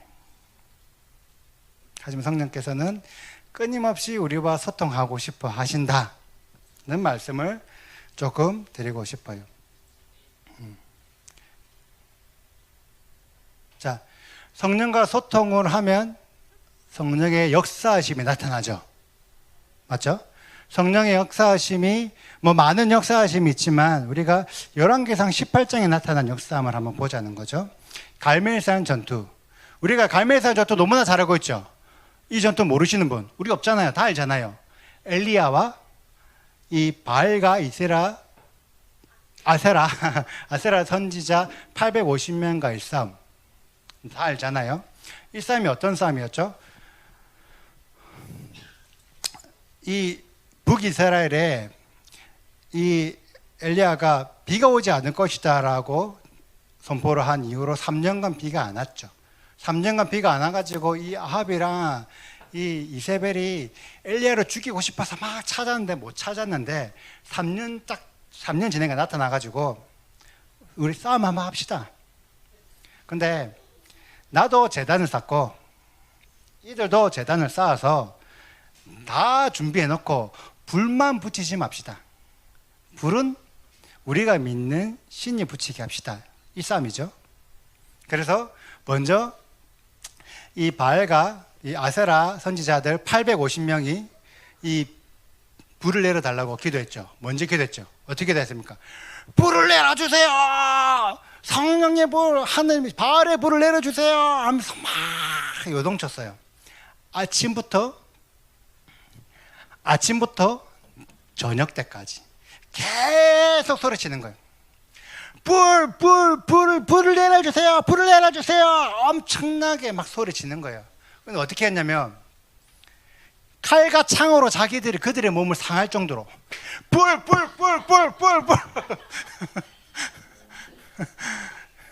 진짜 열심히 우리식으로 표현하면 기도했죠. 몇 시간? 12시간을 기도했죠. 근데 결과는 아무 소리도 없고 응답하는 자나 돌아보는 자가 아무도 없더라. 엘리야는 어떻게 했어요? 하나님 불을 내려주세요 하고 이제 얘기하면서 땅을 팠죠. 땅을 파고 땅을 판 곳에 물을 부었어요.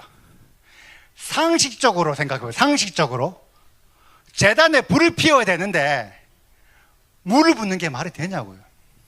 안 되죠. 근데 엘리야가 내 하나님은 대단하기 때문에 물 부어도 불 피울 수 있어. 얼마든지 해. 내가 얼마든지 불 피워올게. 이렇게 해도 했을까요?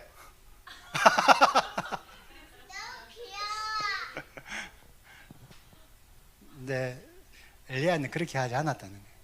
엘리야가 왜 땅을 파고 왜 물을 부었냐면 내가 주의 말씀대로 이 모든 일을 행하는 것을 알게 하려 함이라. 이미 엘리야가 먼저 하나님과 소통을, 성령과 소통을 하면서 성령께서 이렇게 해라고 지시했다는 거예요. 그리고 그 지시한 거를 따른 거예요. 그러니까 어떻게 돼요? 하늘에서 불이 내려가서 제단과 물까지 다 훑어들어. 물까지 싹 없어버린 거예요. 왜? 성령께서 지시하셨기 때문에 성령께서 일하시는 거예요. 진짜 우리는 성령께서 말씀하시는 그 일을 할 때 성령의 역사가 일어납니다. 근데 엘리야가 이 전투를 왜 했을까요? 분명히 필요한 거는 비잖아요. 비. 물이 없어서 비가 안 오니까 물이 없어서 비가 오는 게 급한데 엘리야는 이 전투를 제안한 거예요. 왜 이 전투를 제안했냐? 그 당시에 북이스라엘 사람들은 바알 신과 하나님을 둘 다 섬기고 있었거든요. 어느 신이 하나님인지조차 분별하지 못하는 상태였다는 거예요. 그래서 성령대로 행하는 그 일을 실제로 행하시는 그분이 하나님이다. 내가 하나님 이거 해주세요, 이거 해주세요, 이거 해주세요 막 기도하는 걸 들어주는 분이 하나님이 아니라 말씀하신 것들을 그대로 행했을 때 그때 역사하시는 분이 하나님이라는 걸 보여주고 싶은 거예요. 하나님이 우리에게 원하는 거는 능력을 원하는 게 아니라 말씀대로 먼저 행하기를 원하시는 거죠. 그때 역사하시는 하나님. 아멘. 소통하는 것도 은혜고 소통하지 않는 것도 은혜다. 이 얘기는 저의 얘기라기보다는 어떤 이스라엘에서 활동하시던 어떤 선교사님, 어떤 목사님을 만나서 교제하는 가운데 그 목사님께서 하셨던 말씀이세요. 이제 저희는 어떻게 보면 성령의 음성을 듣는 것들이 몇 년간 또 훈련이 됐기 때문에 저희는 그렇게 어렵지 않았어요. 훈련의 시간이 있었기 때문에. 근데 많은 자들이 하나님의 음성을 못 듣겠다는 거죠. 그래서 이제 그 선교사님, 그 목사님도 당연히 음성을 들으시는 분이신데 자기가 이제 여러 사람들을 만나다 보니까 음성을 힘들어하는 사람들이 너무 많더라. 그분들이 근데 그때 어떤 그 선교사님, 그 목사님에게 어떤 마음 감동을 주셨대요. 어떤 감동을 주셨냐면 하나님과 소통해서 하나님의 음성을 듣고 하나님의 인도함을 따라가면 얼마나 은혜겠습니까? 하나님 나타나면 나타나니까 진짜 은혜겠죠. 근데 만약에 누군가에게 하나님의 음성을 들려줬어. 근데 들려줘서 그 사람한테 음성을 받았는데 그 받은 사람이 만약에 그걸 행하지 않으면 어떻게 될까? 그러면 그 사람이 분명히 들었음에도 불구하고 행하지 않았기 때문에 성령이 그 사람을 죄짓게 하는 거냐? 그렇기 때문에 성령께서 행하지 않을 자에게 음성을 들려주지 않는다라는 거예요.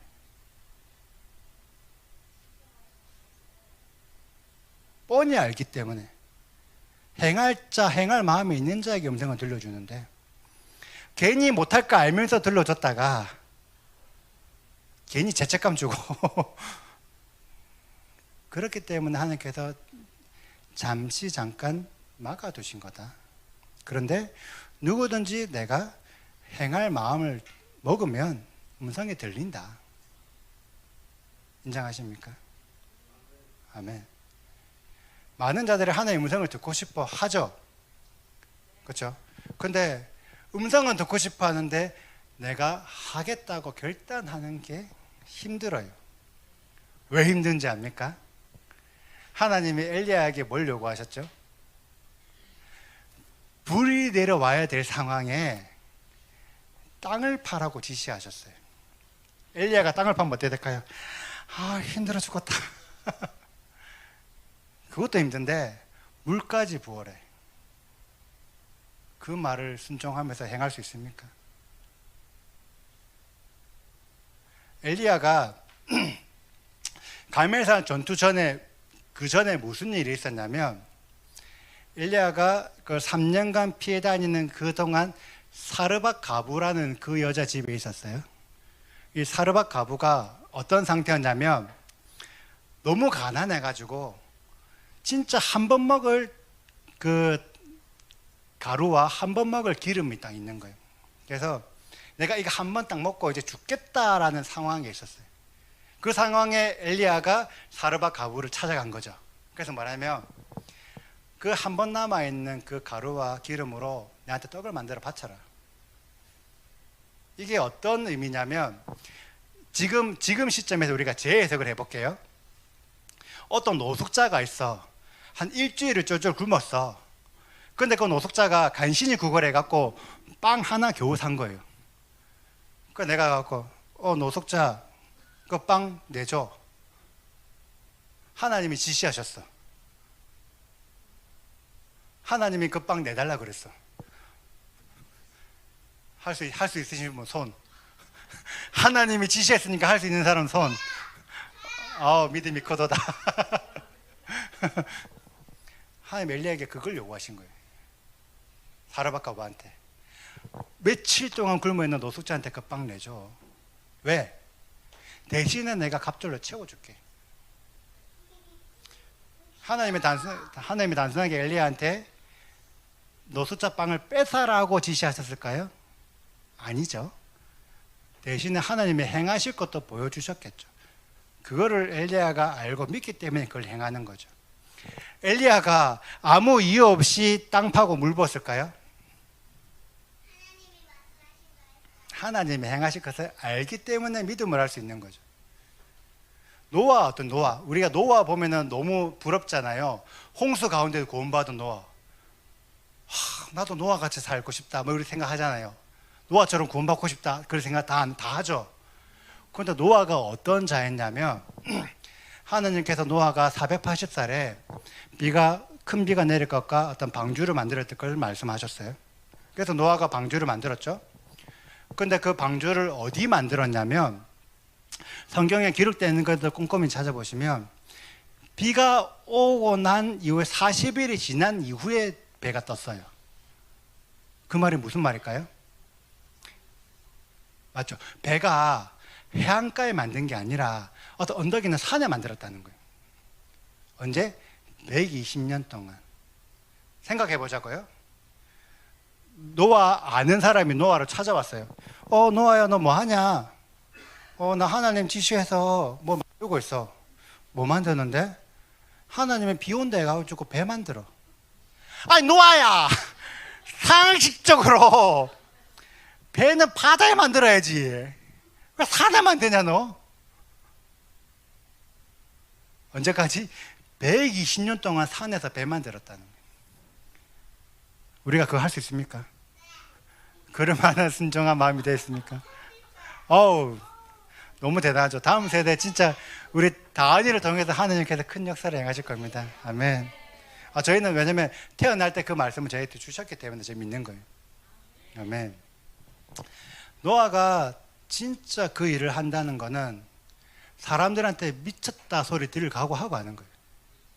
엘리야가 사르밧 가부한테 떡 달라고 한 그 말은 진짜 미쳤다 소리 들을 각오, 완전히 각오하고 하는 거예요. 근데 우리는 누가 나한테 싫은 얘기 하면 어떻게 하지?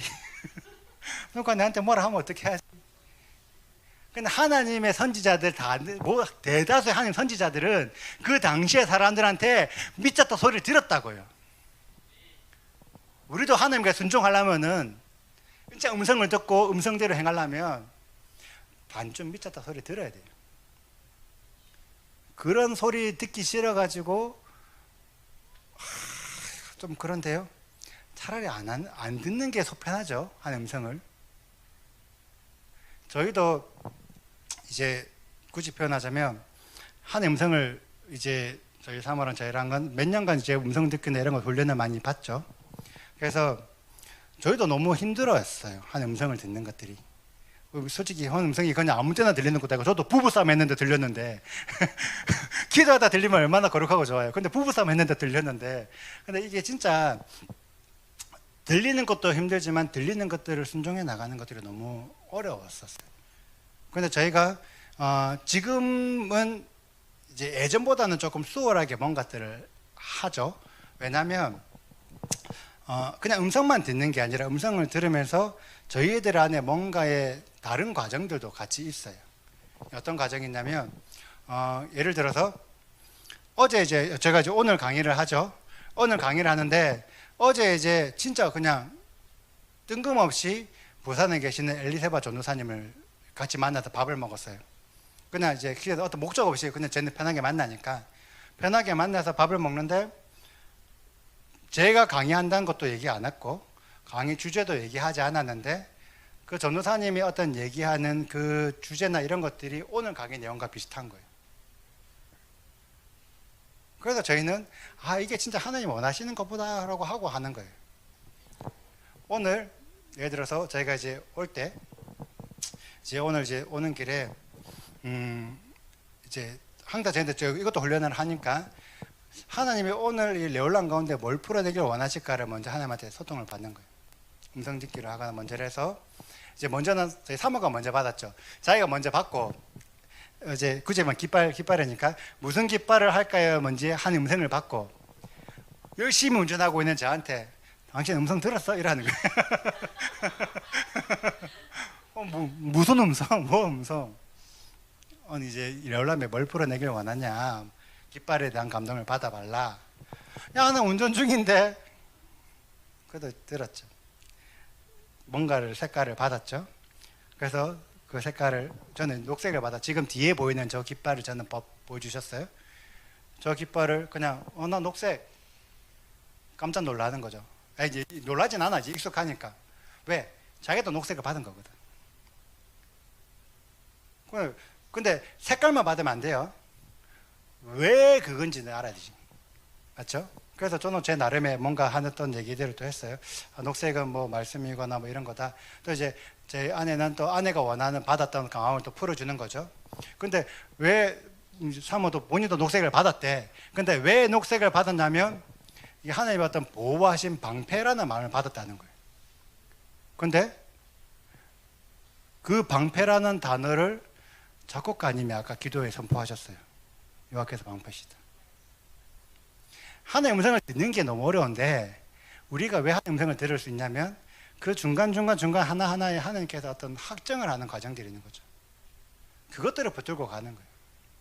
무턱대고 가는 게 아니라 엘리야가 무턱대로 뭐 하는 게 아니라 그동안 자꾸 하나님과 음성을 들으면서 하나 맞춰보고 하는 그 과정이 있었기 때문에 음성을 듣는 거죠. 그 믿음대로 행하는 거죠. 우리도 그런 과정들을 지금도 계속 훈련을 하고 있고 그런 훈련이 반드시 필요합니다. 하나님은 우리가 직접적으로 음성을 듣지 않아도 다른 자들을 통해서 말씀하시거든요. 근데 그 말씀하신 그 말씀을 대다수가 우리가 안 믿어. 맞죠? 근데 그 말씀들을 우리가 하나하나씩 좀 맞춰볼 필요도 있어요. 이게 진짜 하나님의 음성인지 아닌지. 그렇다고 해서 하나님의 음성이라고 무턱대고 할 수는 없잖아요. 하나하나 컨펌하고 맞춰가는 그 과정들이 우리가 진짜 하나님의 음성 안에 지금 흐름 안에 그 바운드리 안에 머물러 있구나라고 우리한테 다시 한번 더 믿음을 더 줍니다. 그런 과정들이 이 레올람 토라와 또한 온라인 시청하시는 분들에게도 분명히 필요할 겁니다. 저는 그렇게 생각해요. 자, 성령은 진리의 영이시죠. 성령은 진리의 영. 진리가 뭡니까? 진리가 뭐죠? 하나님 말씀이 진리죠. 하나님 말씀이 왜 진리냐? 하나님 말씀이 변하지 않기 때문에 진리죠. 변하면 진리가 아니에요. 하나님이 이 말했다가 저 말하면 진리가 아니에요. 하나님 말씀이 변하지 않기 때문에 진리시죠. 맞죠? 그래서 시편 119편에 봤을 때도 하나님이 주의 의는 영원한 의요 주의 율법이 진리로다. 하나님의 그 토라의 말씀이 진리라고 성경은 기록되어 있습니다. 계명도 진리고 규례도 영원하고, 그리고 요한복음의 14장에 보면 예수께서 이르시되 내가 길이요 진리요 생명이다 라고 말씀하셨죠. 그래서 많은 자들이 지금 어떻게 생각해요? 예수가 길이요 진리요 생명이다라고 생각한다는 거죠. 그래서 예수만 믿으면 돼라고 우리 많은 시간 동안 그렇게 믿고 살았다는 거죠. 근데 예수와께서는 뭐라고 말씀하셨냐면, 내가 길이요 진리요 생명인데 왜 길이요 진리요 생명이냐면 나로 말미암지 않고서는 아버지께 올 자가 아무도 없느니라. 우리가 생각하는 예수는 목적이죠, 목적. 예수가 길이요 진리요 생명이니까 예수만 믿으면 되라고 예수가 목적이죠. 하지만 예수와께서는 목적지는 요 하나님인데 나라는 통로, 나라는 과정을 통해서 절로 가라라는 거죠. 그래서 진짜 예수와께서 하셨던 말씀은 예수와께서 하셨던 말씀과 행동과 그분의 삶이 길이요 진리요 생명이라는 거예요.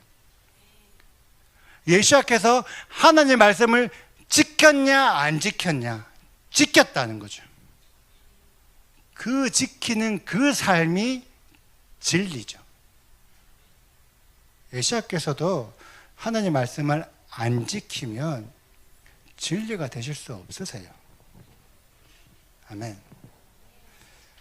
그리고 분명히 성령은 진리의 영이시고 우리에게 예수와께서도 우리에게 진리를 요구하시죠. 진리의 성령이 우리에게 임하면 어떤 일이 일어날까? 내가 요한복음 15장에 내가 아버지께로부터 너에게 보낼 보혜사 곧 아버지께로부터 나오는 진리의 성령이 오실 때 나를 증언할 것이다. 뭘 증언할까요? 예수와의 삶이 예수와께서 하나님을 지키신 그것이 하나님의 아들됨이십니다.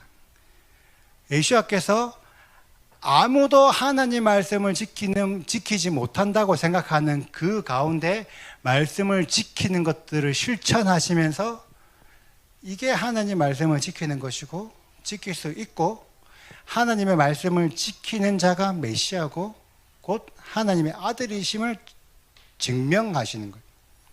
그리고 그 진리의 성령께서 우리에게 임하면 우리를 진리 가운데로 인도하신다라고 얘기해요. 그래서 성령이 우리에게 임하면 우리도 하나님의 진리 가운데로 인도함을 받아가야 됩니다. 그래서 성령은 하나님의 말씀을 지키는 영이에요. 우리가 성령을 따라 산다고 한다는 그 말이 우리가 하나님의 성령을 따라 산다는 그 말이 우리 안에 성령의 열매가 풀어져야 되는데 그 열매가 곧 하나님의 말씀을 지키는 삶이 열매입니다. 그리고 성령께서 우리에게 은사를 주시죠. 은사를 왜 주시냐면 성령을 지키라고 주시는 거예요. 이 은사들을 통해서 하나님의 말씀을 지켜라. 근데 지키는 게 내가 지키는 게 아니라 공동체가 지키게 만드는 거예요. 그래서 하나님께서 우리에게 은사를 주시죠. 잠시만요. 잘못 넘어갔네. 죄송합니다. 성령의 은사는 우리를 공동체 안에 하나님 말씀을 지키도록 만들기 위해서 주셨는데 우리에게 유익하게 하기 위해서 주신 거예요. 근데 유익이 개인의 유익이 아니라 공동체를 유익하게 하기 위해서. 그래서 하나님이 우리에게 은사를 주실 때 어떤 은사를 주시냐면 어떤 자에게는 지혜의 말씀을, 어떤 자에게는 지식의 말씀을, 믿음을, 병고침을, 능력 행함을, 방언을, 통변을 이런 여러 가지 은사를 주시는 거예요. 우리들이 지금까지 대부분 생각하기에 성령의 은사라고 하면 우리는 어떻게 생각해요? 어떤 치유하는 일이나 어떤 축사나 예언하는 것들이 은사라고 우리는 생각하잖아요. 그래서 은사 사역자들 하면 대다수가 치료하는 자들이나 예언하는 자들이잖아요. 근데 성경에 기록되는 은사는 치유하는 것도 은사고 예언도 은사지만 축사도 은사지만 지식도 지혜도 은사라는 거예요. 믿음도 은사라는 거예요. 그냥 하나님의 말씀을 지키도록 만드는 그 많은 것들이 다 은사라고 하나님께서 말씀하세요. 그리고 그 은사들을 통해서 우리를 세우기를 원하신다. 어떤 자들은 사도로 세우고 어떤 자들은 선지자로 세우고 어떤 자들은 교사로 세우고 뭐 목자나 전도자로 하나님께서 세우기를 원하십니다. 근데 이게 어떤 계급이나 단계가 아니죠. 사도가 제일 좋고 그 다음에 선지자고 이런 개념은 아닙니다. 사도로 세운 자들도 있고 선지자로 세운 자들도 있고 전도자로 세운 자들도 있고 어떤 각자의 믿음 분량대로 하나님께서 사람을 다 세우세요. 그래서 각자가 이 공동체 안에 다 필요합니다. 이 공동체 안에 어떤 자는 사도로 쓰임받는 자가 있어야 되고 어떤 자는 선지자로 쓰임받는 자가 있어야 되고 고사나 목자나 다 한 사람들이 다 있어야지만 그 공동체가 유익하게 되어서 하나님의 말씀을 지킬 수가 있다는 거예요. 아멘.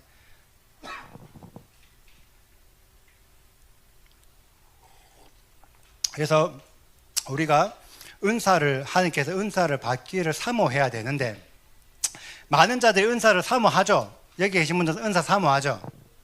은사 받기를 원하잖아요. 근데 하나님께서 은사를 주시는 거는 그냥 냈다 선물이다라고 주시지만 그냥 주시지 않는다는 거예요. 공동체를 섬기라고 주시는 거예요. 공동체를 섬기고 봉사하여 덕을 세우라고 주시는 겁니다. 근데 만약에 내가 공동체를 섬길 마음이 없는 자에게 하나님 은사를 주신다? 과연 그럴까요? 물론 은사는 주세요. 은사는 주시지만 은사를 받은 자가 공동체를 세울 마음이 없으면 그 주신 은사를 빼앗지는 않아요. 하나님이 후회하심이 없기 때문에 은사를 빼앗지는 않습니다. 근데 그 은사가 풀어지는 그 장을 빼앗아 가세요. 그래도 은사를 가지고 있음에도 불구하고 은사가 못 풀어지도록 막으세요. 근데 공동체를 섬기는 일에 하면 하나님께서 그 은사를 적극적으로 풀어내 주세요. 왜? 성령의 은사의 목적이 그거니까. 자, 지금까지는 좀 어려운 얘기였다면은, 자, 이제 거의 다 끝나갑니다. 다른 능력 안에도 은사가 나타나죠. 아까 우리 잠깐 설명했죠. 마지막 때 풀어질 적그리스도도 은사를 가지고 있죠. 그래서 아까 우리 어떤 일이 있었죠? 어떤 치유하는 일이 있었고, 어떤 심판하는 것처럼 보이는 일이 있었고, 어떤 부활처럼 보이는 일이 있었고, 창조처럼 보이는 뭔가의 인사들이 나타나는 것들이 있었다는 거죠. 그래서 이런 것들을 보면 성령의 은사들과 거의 비슷해 보인다는 거예요. 혹은 때로는 적그리스도의 은사가 더 크게 보일 수도 있어요. 왜냐? 실제 마지막 때가 되면 두 증인과 적그리스도가 싸움을 하죠. 누가 이겨요? 적그리스도가 이겨요. 그리고 적그리스도가 많은 믿음의 성도들을 죽일 거라고 얘기했어요. 이런 능력, 이런 것만 보면 자칫 보이기에는 적그리스도가 더 뛰어난 능력자처럼 볼 수도 있다는 거예요. 물론 실제 그게 성령의 능력은 아닙니다. 눈에 보이는 거예요. 성령께서 잠시 동안 어떤 영역을 막으시고 적그리스도가 더 크게 느껴지도록 허락하시는 거지, 실제 성령이 더 큰 건 성령보다 더 큰 건 아니지만 그 시즌 되면 그걸 허락하신다는 거죠. 그래서 그걸 통해서 이 땅에 가는 많은 자들을 미혹을 해요. 미혹. 그 적그리스도의 은사 때문에 많은 자들이 미혹됩니다. 그래서 이 미혹되는 일들이 기록이 되어 있죠. 그러면 적그리스도의 은사에 우리가 여기 말하는 온 땅에 거하는 자들이 누굴까? 과연 우리가 생각하는 불신자들일까요? 하나님을 믿지 않는 자들이 미혹될까요? 이들은 당연히 미혹되지만 진짜 이 성경에서 말하고 싶은 땅에 거하는 자들은 이 땅의 교회들을 말해요. 이 땅의 교회들도 적그리스도에게 미혹될 겁니다. 근데 왜 미혹되냐? 제가 생각하는 이유는 두 가지 이유가 있어요. 물론 더 많겠지만 제가 생각하는, 왜 우리가 교회가 적그리스도의 은사, 적그리스도에게 미혹되냐면, 첫째, 내가 은사를 할 줄 몰라서. 내가 은사를 할 줄 모르니까, 내가 축사라든지 뭔가 치유라든지 예언을 할 줄 모르니까 하는 자들에게 미혹되는 거죠. 그래서 지금 우리 어때요? 어떤 누가 좀 세계적으로 유명한 축사하시는 분들이, 치유하시는 분들, 예언하시는 분들이 집회를 연다. 그럼 어때요? 우리 우르르르 몰려가잖아요. 작년인가 재작년인가 박혁 전도자 왔을 때 우리 몇만 명 모였죠. 할 줄 모르니까 따라가는 거예요. 미혹되는 거예요. 만약에 내가 어떤 축사나 치유나 어떤 능력 행하는 걸 할 줄 알면 누군가가 고쳤대. 당연히 고칠 수 있지. 당연하지. 나도 하는데 걔는 왜 못해? 당연히 하지. 미혹되지 않겠죠. 그러면 또 다른 미혹되는 이유는 뭘까? 내가 가진 능력보다 더 큰 능력을 행하는 거예요. 그래서 저 능력 너무 부럽다. 어떤 능력에 집중하면 그 큰 능력을 보고 따라가는 거예요. 적그리스도의 능력이 우리가 봤을 때는 적그리스도지만 실제 사람들은 그리스도라고 생각한다는 거예요. 적그리스도가 안티크라이스트거든요. 안티크라이스트. 이 안티라는 단어 안에 대적하다라는 의미가 있어요. 그래서 이 적그리스도는 이 그리스도를 대적하는 자, 예수와를 대적하는 자이지만 이 안티크라이스트, 이 안티크라이스트의 단어 안에 대신하는 자라는 말도 있어요. 그래서 많은 교회들이 적그리스도를 보면 이 적그리스도가 그리스도처럼 보인다는 거죠. 그래서 이 그리스도의 능력을 보고 따라가는 거예요. 예수와 시즌에도 많은 자들이 예수와를 따라다녔던 것처럼 적그리스도가 오면 많은 자들이 적그리스도를 따라가는데 왜 따라가냐면 이 자가 구원자처럼 보인다는 거예요. 이 자들이 나를 구원할 것처럼 보이기 때문에 그 능력 때문에 따라가는 거죠. 우리가 은사에 집중하면 내가 은사를 할 줄 모르거나 혹은 은사에 너무 집중을 하면 그것 때문에 미혹될 겁니다.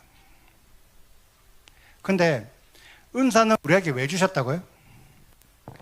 하나님 말씀을 지키라고 주신 거예요. 공동체가 하나님 말씀을 지킬 목적으로 주셨는데 이 목적을 모르니까 은사만 집중하니까 따라간다는 거죠. 여기 계신 분들에게 진짜 은사가 부어지고 진짜 은사의 분별력이 부어지기를 축복합니다. 자, 이제 마지막 페이지예요. 이스라엘의 전 시대에 하나님의 능력과 다른 능력이 나타났던 것처럼 지금 우리에게도 하나님의 능력과 다른 능력이 나타나요. 분명히 우리에게 은사가 필요하고 하나님께서 은사를 통해서 공동체들을 세우라고 말씀하셨어요. 그래서 은사를 하는 거 너무 중요하지만 진짜 더 중요한 거는 우리가 어떤 영을 따라서 은사를 행하는지가 더 중요하다는 거죠. 그래서 우리에게 말씀을 지키라고 명령하시는 진리의 영의 성령 되십니다. 그래서 그 진리의 영을 우리는 홀리 스피릿이라고 합니다. 그런데 아까 제일 처음에 보면은 바예수라는 그 바보섬에 있는 바예수는 하나님의 말씀을 지키지 못하도록 막았죠. 이 하나님 말씀을 지키지 않아도 돼, 지킬 필요 없어 하면 못 지키게 막는 영이 있어요. 다른 영, 이 영을 퍼밀리어 스피릿이라고 합니다. 그래서 하나님의 말씀을 지켜야 되는 마음을 가진 자는 예수의 영이 있어서 그 예수의 영으로 말미암아 그리스도의 영을 받아요. 그리고 그리스도의 계보에 참여하는 자가 됩니다. 그런데 하나님 말씀을 지키지 않아도 돼, 하나님 말씀 능력이 더 중요하지 라고 하는 자들은 마술사의 영이 있어서 퍼밀리 스피릿, 적그리스도의 영을 받게 되고 적그리스도의 계보에 참여하게 돼요. 그래서 그리스도의 계보에 참여하는 자들은 두 증인의 사역을 감당합니다. 그리고 적그리스도의 계보에 참여하는 자들은 거짓 선지자와 적그리스도의 사역을 하게 됩니다. 자, 그러면 두 증인의 사역이 뭐냐? 두 증인에게 하나님께서 권세를 주시죠. 권세를 주셔서 3년 반 동안 예언을 하라고 명령하셨어요. 그래서 그 예언받은 두 증인들이 비가 오지 못하게 하고 물을 피로 변하게 하는 하나님의 능력을 행합니다. 자, 비가 오지 못하게 하는 건 누가 했던 능력이죠? 엘리야가 했죠. 근데 엘리야가 아까 그랬죠? 갈멜산 저주를 받죠? 왜 비가 오지 못하게 막았죠?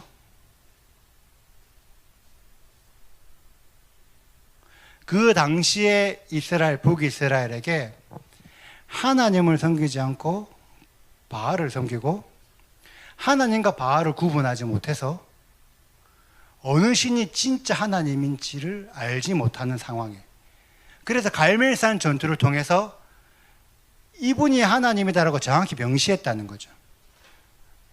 두 증인이 왜 비를 오지 못하게 막냐면 진짜 하나님이 누군지 구별해라고. 근데 엘리야가 진짜 믿었던 하나님은 어떤 믿음이, 어떤 하나님이죠? 성령의 음성을 듣고 그대로 행했을 때 그것을 이루시는 하나님인 거죠. 다른 영들은 그 당시에 바알이나 이세벨 선지자들은 850명 중에 단 한 사람도 자기 신과 소통하지 않고 자기 열심으로 막 불 주세요, 불 주세요, 불 주세요, 불 주세요. 850명 중에 소통한 자가 한 명도 없었죠. 하지만 엘리야는 하나님과 성령과 소통해서 그 말씀을 지켜야 된다는 걸 아는 자인 거죠. 그래서 엘리야는 이 땅에 하나님의 말씀을 지키는 것이 옳다라는 걸 증명하기 위해서 두 증인이 이 사역을 한다는 거예요. 또 물을 피로 변하게 하는 건 누가 했죠? 물을 피로 변하게 하는 거 모세가 했죠. 모세가 이제 바로 왕에게 뭘 요청했죠? 내 백성을 보내라. 왜 보내라? 절기 지키러, 하나님께 제사 드리려고 보내라. 맞죠? 두 증인이 물을 피로 변하게 한다는 이유는 뭐냐면 하나님의 절기와 하나님의 때를 지켜라는 거죠.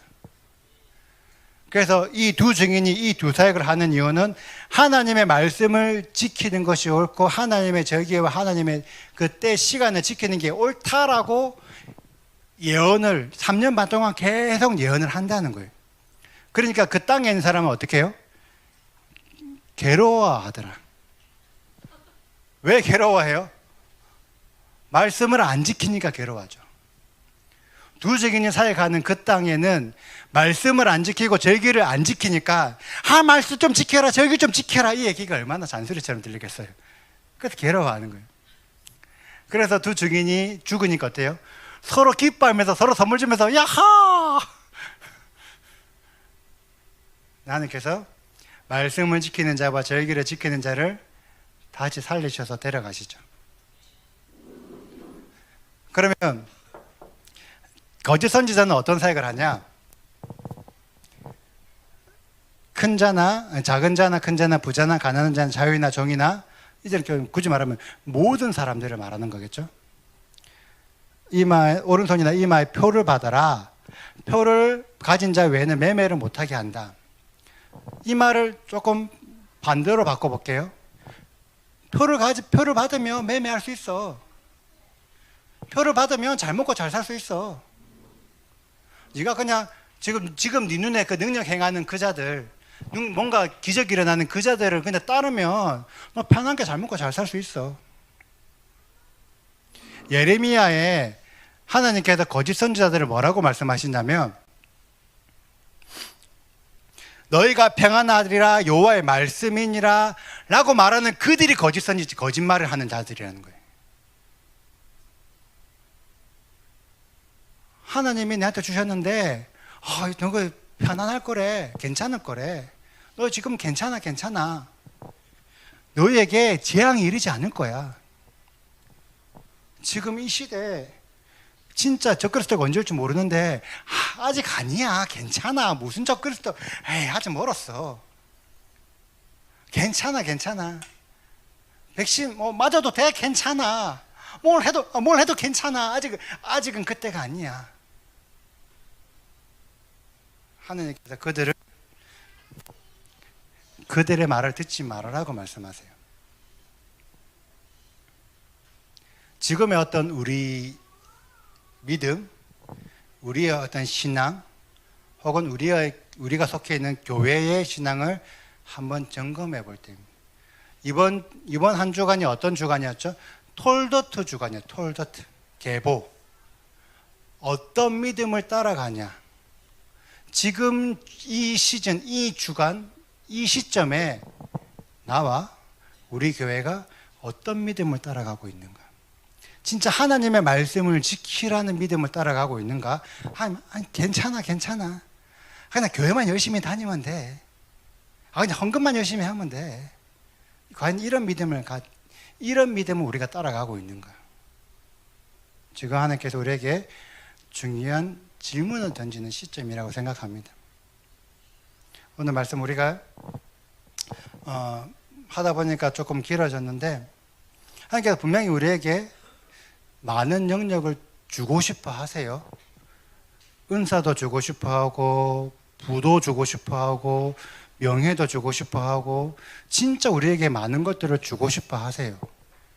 근데 누구에게 주길 원하냐면 소통하는 자들에게 주길 원하십니다. 그래서 진짜 우리 레올람 토라와 이 레올람 토라를 시청하시는 많은 분들이 진짜 성령과 소통하기를 축복합니다. 그리고 그 소통하기를 원하시는 성령은 동일하게 우리에게 말씀을 지킬 것을 요구하고 계신다는 거예요. 능력보다, 눈에 보이는 능력보다 많은 자들을 고치고 많은 자들을 치유하고 부활하고 회복하고 이런 예언하고 이런 능력보다 진짜 중요한 능력은 이 공동체를 섬기면서 공동체 안에 하나님 말씀을 지키도록 만드는 능력, 그 능력을 지금 주고 싶다. 그게 진짜 성령이라고 생각합니다. 우리가 이 시간 어떤 성령을 따라갈지를 결정하는 우리들 되기를 축복합니다. 그래서 참 한옥 때 참 그리스도를 발견하는 것처럼 참 성령을 발견해서 참 성령의 능력이 우리들에게 임하기를 간절히 축복합니다.